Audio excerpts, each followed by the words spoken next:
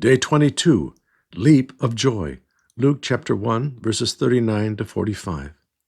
The title probably is not what Mary was feeling most of the time. She was a young girl who had been told she was going to become pregnant without the involvement of a husband and before she was officially married. To everyone around her, she was one of two things, a whore or an adulteress.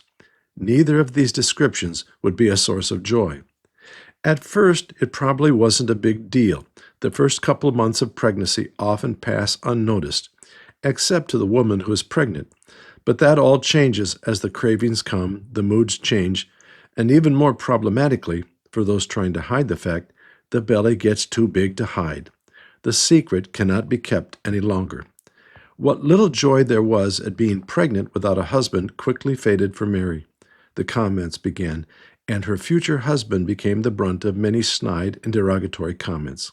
No, not much joy here, and no reason to leap for joy. So Mary did a wise thing.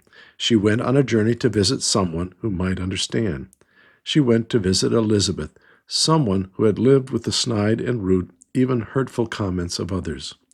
Not bearing children can be as bad as having a child without a husband. They often yielded the same evaluation and judgment. Obviously, someone had sinned, and so there was no baby, or a baby without a father.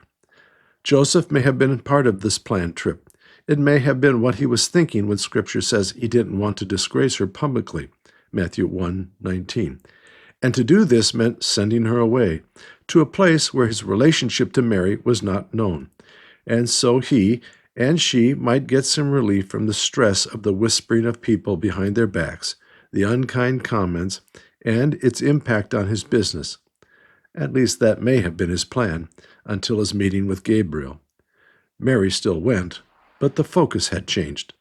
Now the baby was not a burden, but a blessing from God. What a switch in perspective. Then came the encounter and the leap of joy in the womb of Elizabeth. Yes, the events would bring stress and challenges.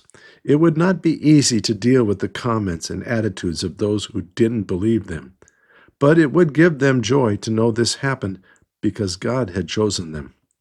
The gift would be both a source of misunderstanding and of the greatest joy. The baby leapt, and Elizabeth proclaimed the truth. Mary's baby was a miracle from God to save the lost. Now pause with me and think about the most useful gifts in life.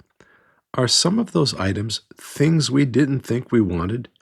Did some of them bring a certain amount of shame, embarrassment because of what they were and who gave them?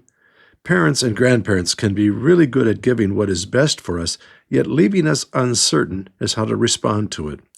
Now think about that gift. How long did it take before you realized that the gift was in fact exactly what you needed? Before you realized that you actually enjoyed the gift? That realization was a bit of a shock, but then came the leap of joy, the awakening of the truth that it was not just a good gift, but a great gift, one you have come to enjoy over and over. These gifts are rare, but they are so important. When they come sometimes, we need to create some space so we can think and hear the comments of others. Comments like, "That was such a useful gift," "That was such a thoughtful gift," and so on. This gift changed you without you even realizing what was happening, until one day you realized the true joy of the gift, and you leapt for joy.